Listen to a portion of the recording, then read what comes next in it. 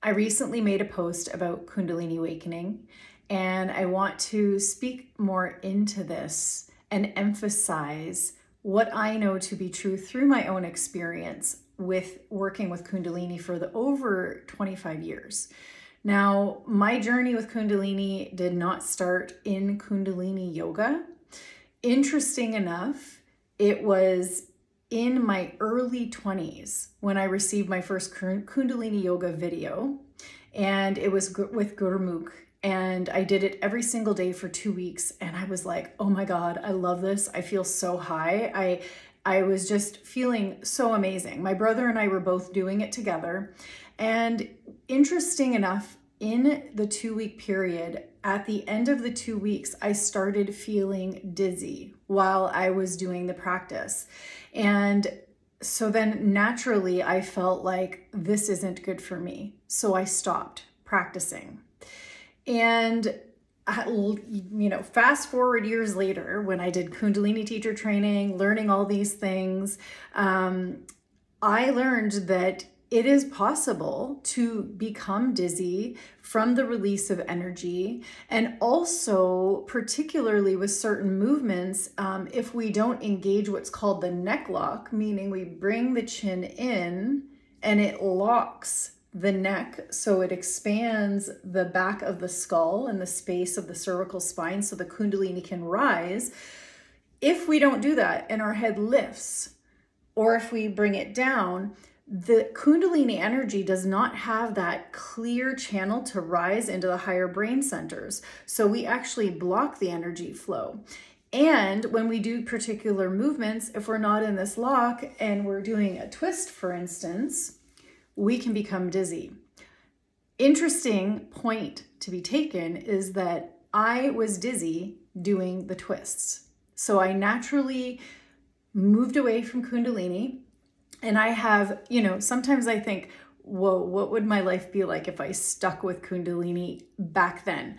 But I am so grateful for the path that I've been on, because I've been able to study with multiple different teachers, with Osho, Sadhguru, like so many profound teachers. And my life has just been that journey of a choose your own adventure journey, being drawn to this teacher and then that teacher. And it's like opening and closing chapters of my life to receive the teachings that were necessary for me at that time so that I could come into the fullness of who I am today. And this journey continues. It did not stop. I am always learning. I love knowledge through experience. I love reading, but I love pulling in experiential wisdom so that I can share embodiment of what I've gone through. Because to me, that is my process of understanding that it has become a truth in my body, in my system, in my mind, in my being. So when we come back to this idea of Kundalini being dangerous, I want to bring the awareness around Kundalini wakes us up to our unlimited potential. It's our full creative expression. It's our fullness of being who we are in the world. And so for a moment, would we not think that someone may not want us to achieve that in the world? It's not uncommon that this has been pushed on us in conditioning from mainstream society. So that being said, I want to go a step deeper and actually share what I know to be true of how it can be dangerous. Kundalini yoga, when you dive in and you commit to a practice, which if I can just share, it is simply movement, breath, postures, relaxation, and sound and rhythm. This is what constitutes the practice of Kundalini yoga. And when we utilize this practice, if we start to do it and we simultaneously hold on to the old ways that we are used to living that no longer serve us, we are going to be challenged. We are going to see these things rise to the surface for us to look at, for us to forgive, accept, forgive, and release. and move forward. And additionally, if this is part of my story, if we still drink or do drugs and we do Kundalini yoga, it can be very dangerous because we're messing with two opposing forces, right? We have our energy of full potential, and then we have drugs, which is repressing and suppressing what our truth is. And sometimes, yes, there are instances where we have profound experiences on drugs or aha moments. I understand this. I had a very big experience in my life of over a 24-year period. I was into drugs and alcohol for 22 years of my life. And I had a 2-year break when I studied with Sadhguru from Isha Yoga. And I devoted myself to my yoga practice, which was also a Kriya practice. Kriya is part of Kundalini. And I devoted myself every single day for 2 years to that practice, did not touch drugs, did not touch caffeine. I was vegan. So all of it was that way of life for me for 2 years. And then I unraveled and I went into another form of teaching, and then I opened back into that world. So I have a lot of experience with it. And if I can share one piece of advice with the Kundalini yoga, is that in my first class, revisiting it for the second time in 2017, I knew in that moment I could no longer live in both worlds. I knew in that moment that I could not live in the truth and experience this energy that was activated within me in just one class and continue to hide behind drugs and alcohol and not be the full expression of who I'm here to be. And this is part of my story.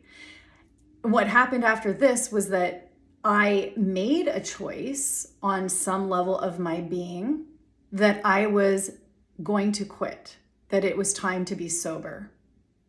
And this was June 1st, 2017. Now, it took me about 2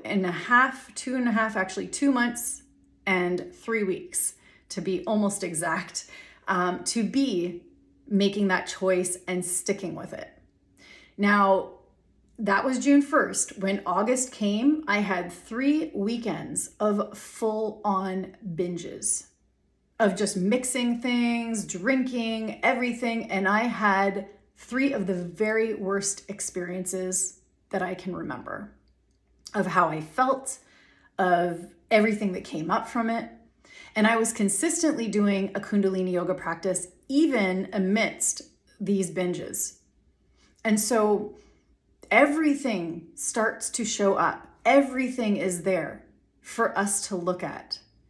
And if I can give another piece of advice that it has helped me tremendously through my journey, is to find a teacher, a mentor, or a coach. If you are opening yourself to this practice, or any practice for that matter, and you want to have awareness of your blind spots, if you want to step into that next level version of who you are and to be supported, and even so, it may simply be for the support. Not everyone has the emotional support when we get into the spiritual journey that we require. And it's simply a matter of stepping outside of the box of who is in our immediate reality, and to open ourselves to the possibility of that next person coming into our world to be of assistance to us. So I'm going to leave this video here for now. Thank you so much for being here and listening. I do have a Kundalini experience. It's a 21-day experience that will be offered. It is in a Facebook group. However, it will be available if you're not on Facebook. So if you're interested, there will be a different Kundalini practice every day for 21 days that is going to be 5 minutes to 15 minutes long as a maximum. There will be 2 live components to it, where I will offer a live meditation session on Zoom and there will be an open space for question and answers. So we start next Tuesday on May 23rd. If you're interested, please reach out and I will share more details with you.